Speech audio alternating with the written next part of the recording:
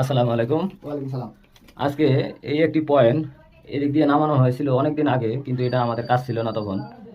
এখন আমরা তার টানতে আসছি, যখন পয়েন্টটা খুঁজে পাচ্ছি না, অনেক ভাঙাভাঙি করার পরে খুঁজে পাচ্ছি না, তো এখন চিন্তা করতেছি লেভেল পাইপ দিয়ে পানি ঢুকায়ে লাইনটা বাইর করা যায় কিনা। ইতিমধ্যে আবার এদিক দিয়ে অনেকগুলি ময়লা পাইপ ঢুকতেছে না, এটা আগে ক্লিয়ার করতেছে।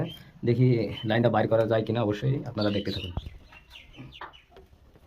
ভাই কি করেন? এই পাইপটা ঢুকাইতেছি ভাই। যাচ্ছে এখন না? হ্যাঁ, এখন যাইতেছে। ভিতরে তো ময়লা ছিল অনেকগুলা। অনেকগুলো ময়লা।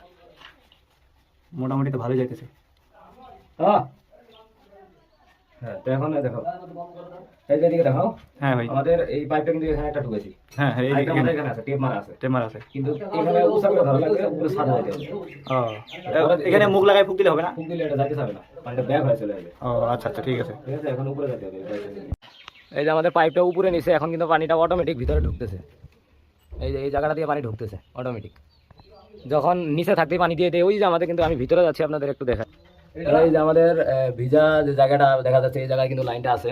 অবশেষে পাওয়া গেল কোন দিকে লাইনটা। আমরা আসলে এইভাবে পানি দিয়ে চেক করা হয় ইলেকট্রিক পয়েন্ট হারিয়ে গেলে, দেখতে পাচ্ছেন।